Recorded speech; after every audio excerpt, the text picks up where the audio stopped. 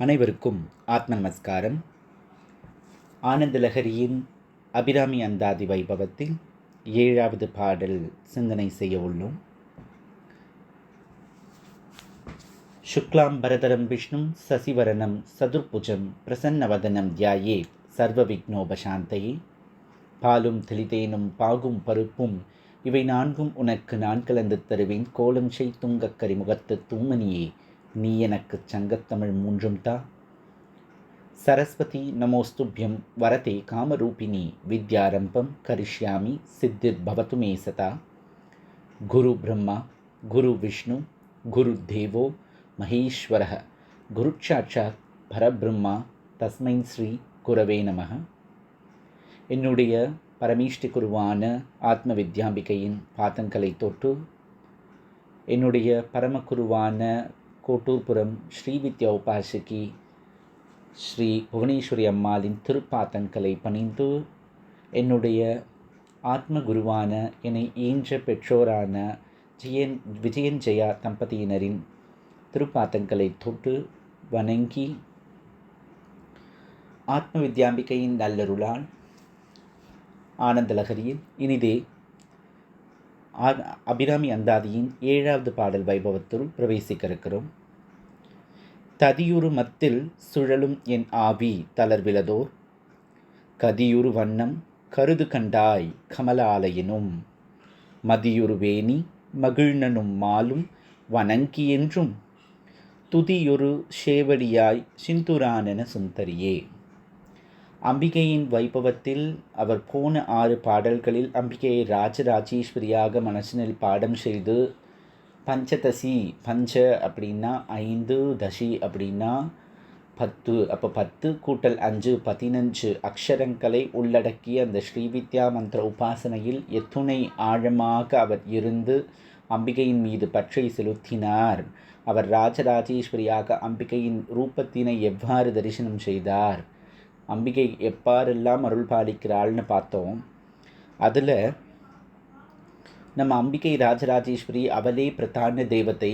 ஷட்மதங்கள் பற்றி முதல்ல ஆரம்பித்த வரலாறு பதிகத்தில் நம்ம பார்த்தோம்.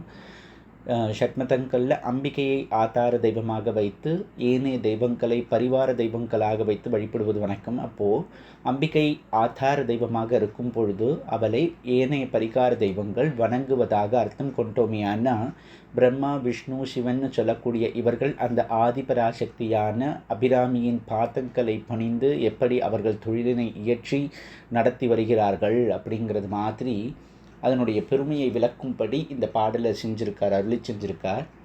இதில் பாட்டினுடைய தொடக்கமானது ததியுரு மத்தில் சுழலும் என் ஆவி தளர்விலதோர் அப்படின்னு பாடியிருக்கார். இது ரொம்ப அருமையான வார்த்தை. ஏற்கனவே பட்டினத்தார் மாதிரி பெரிய பெரிய வாழலாம் எப்படி திரும்ப திரும்ப பிறக்கக்கூடாது, இன்னும் எத்துணை முறை நான் இந்த கருப்பை வழியே பிறந்திழைப்பேன்னு தெரியலை அப்படின்னு பாடினா மாதிரி அவர் சொல்கிறார். பிறப்பு இறப்பு பிறப்பு இறப்புன்னு இந்த வாழ்க்கையினுடைய சுழற்சியானது என்னை இதற்குள்ளேயே தள்ளுகிறதுமா. பிறப்பில்லாத ஒரு உயர்ந்த தெய்வ நிலையை நான் அடையவே இல்லை. ததியுரு மத்தில் சுழலும் என் ஆவி, அதாவது ததி அப்படின்னா தயிர். தயிரை கடைகின்ற மத்து எப்படி தயிரினை முன்னும் பின்னுமாக தள்ளுமோ, நான் ஒவ்வொரு முறையும் பிறந்து பாவ புண்ணியங்களை இயற்றி அதன் பலனாக மீண்டும் மீண்டும் பிறக்கும்படி அந்த படிக்குள்ளே ஆளாகுகிறேன். ததியுரு மத்தில் சுழலும் என் ஆவி தளர்விலதோர், தளர்வே இல்லை, போருமா இந்த பிறப்பு போரும், இதுக்கு மேலே வேண்டான்னு சொல்கிற மாதிரி ஒரு தளர்வில்லாத வாழ்க்கையோட போராடின்னு இருக்கேன். கதியுரு வண்ணம் கருது கண்டாய், அதிலிருந்து என்னை கதியேத்திரத்துக்குன்னு ஒரு விளக்கு மாதிரி, ஒரு கலங்கரை விளக்கு மாதிரி என் கண்ணுக்கு தெரிஞ்சேம்மா. அப்படிப்பட்ட நீ யார் தெரியுமோ அப்படின்னு அவர் அழகாக சொல்கிறார். கமலாலயன் அப்படின்னா அழகான வெண்ணிற தாமரையில் அமர்ந்திருப்பவன் அப்படின்னு பொருள். அது பிரம்மாவை குறிக்கும். மதியுரு வேணி மகிழ்னனும், மதியுரு வேணி நிலாவினை தன்னுடைய தலையில் கொண்டையில் அழகாக வேணி போல, வேணி அப்படிங்கிறது பார்த்தேன்னா ஒரு வகையான மலர். அது பிரச்சந்திரன் மாதிரி அந்த மலரை தொடுத்து அதை பெண்கள் தலையில் சுடிப்பா. அது மாதிரி நிலாவை மதியுரு வேணி நிலவையே வேணி மாதிரி கட்டின்னு இருக்கிற மகிழ்நன், மகிழ்நன்கிற வார்த்தைக்கு கணவன் அப்படின்னு ஒரு பொருள் உண்டு.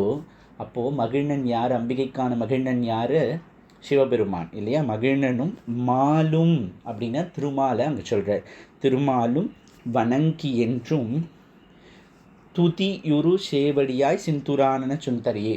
இது மாதிரி பெரும் தொழிலான படைத்தல், காத்தல், அழித்தல் அப்படிங்கிற இந்த 3 தொழில் செய்கிறவாலே உன் பாதத்தை பணிஞ்சு அது அவங்களுடைய புண்ணியத்தை பெருக்கிக்கிறாங்களேன்னு சொன்னோமையானா, என்னுடைய இந்த பிறவிங்கிற பெரும் கடல்லிருந்து நான் நீந்தி தத்தளித்து வெளியில் வர்றதுக்கு உன்னை துதிப்பாடுறதை தவிர வேறு என்ன எனக்கு வழி இருக்குது? செக்கச்சவேல்னு இருக்கக்கூடிய அம்பிகையே அப்படின்னு இந்த பாடலை நிறைவு செஞ்சுருக்கார்.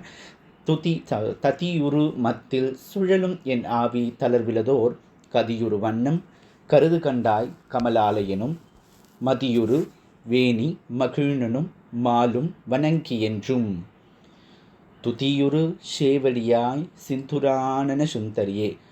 அத்துகைய உயர்வான முத்தொழில் புரியும் மூதேவர்களும் உன்னுடைய பாதங்களை பணிவார்கள்னு சொன்னால், அவ்வளவு செழுமையான அழகான செம்மையான அந்த திருப்பதியை தவிர எனக்கு வேறு என்னம்மா கதி இருக்க முடியும்? அதை காலை நன்னா பிடிச்சுன்னுட்டேன், அதை பற்றி துக்கிப்பாடி என்னுடைய பிறவி பெருங்கடலை நீந்தி கடப்பேன் அப்படின்னு அவர் சொல்கிறதா இந்த பாடலை நிறைவு செய்திருக்கிறார். அம்பிகையின் நல்லருளாலும் ஆத்ம வித்யாம்பிகையின் பேரருளாலும்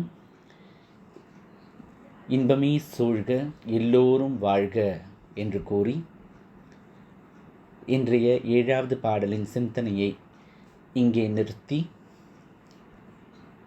எல்லா உயிர்களும் இன்புற்றிருக்கட்டும் என்று கூறி விடைபெறுகிறோம். நன்றி.